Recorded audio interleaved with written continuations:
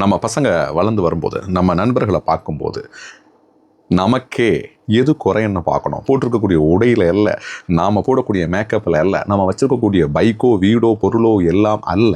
இதையெல்லாம் தாண்டி நம்மக்கிட்ட என்ன குறை இருக்குன்னு பார்க்கும்போது, அந்த குறை தெளிவில்லாத ஒரு இலக்கு நமக்கு இல்லை என்கின்றது தான் மிகப்பெரிய குறை என்கின்றது.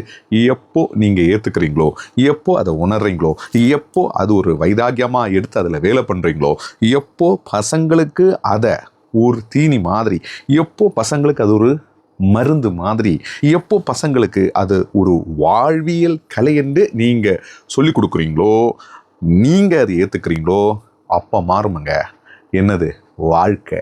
இலக்கில்லாமல் இருக்கக்கூடிய ஒரு வாழ்வு மரணப்படுக்கையில் கிடப்பதற்கு சமம் என்கின்றது என்னுடைய குருநாதர் எனக்கு சொல்லிக் கொடுத்த காரணத்தால் என்னுடைய இலக்கு தெளிவாக இருக்க வேண்டியது, அதற்காக பேச வேண்டியது இருக்கிறது. நமக்கெல்லாம் சேர்ந்து ஒரு புதிய ஒரு உலகத்தை, புதிய ஒரு வாழ்க்கையை உருவாக்குறதுக்கு இலக்கோட பிரம்மாண்டமாக இருப்போம்.